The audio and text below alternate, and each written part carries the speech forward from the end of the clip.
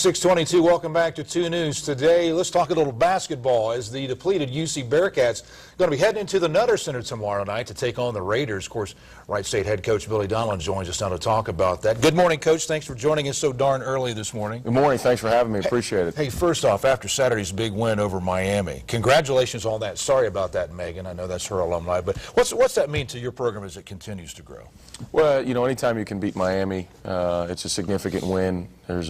It's a long-standing rivalry between Wright State and Miami, and to do it on their home floor, it's the second straight year we've been fortunate enough to beat them. And you know, as a coach, you always take a great amount of pride in the fact that you've been able to find a way to sneak out a win against a team coached by Charlie Coles, who's one of the very, very best. So, was proud of our kids the way we won the game. But you know, basketball, unlike football, it's not once a week. You know, a couple days later, you're going to play somebody else good, so you don't get to enjoy it for very long. And here we go. As you were beating Miami, UC, and Xavier in the crosstown shootout turned out to be a punch-out. How have you talked with your teammates about what happened down there? Well, you know, I've told our guys the game will probably be a little more heightened from a officiating standpoint, but I think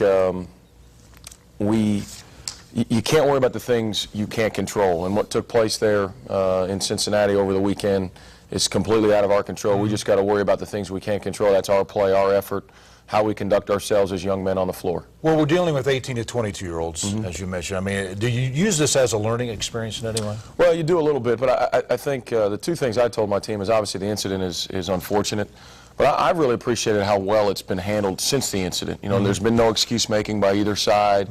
Punishment has been doled out, and you know, there's a lot to be proud of. There hasn't been a cover-up of any nature, and you know, kids are going to make mistakes. It's a tragic one what took place, but I don't think that one incident defines anybody at Cincinnati or anybody at Xavier, and it's just something you have to move on from.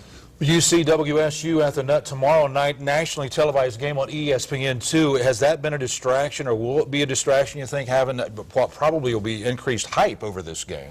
You know, not really. We're used to, you know, the last 5 or 6 years, we've played a lot of nationally televised games. We've played a couple, I mean, the Big Ten Network, Fox Sports South when we played Florida this year. You know, we were on ESPN or ESPN2 about 5, 6, 7 times last year. What is neat, I do think that more of the nation will watch the game because of what happened over the weekend.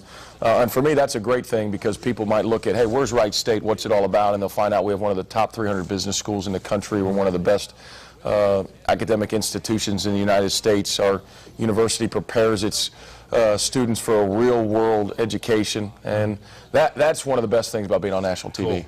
Well, Coach, we wish you well, and they're really going to make it fun for you fans. Doors going to be opening up at 5:30 tomorrow night.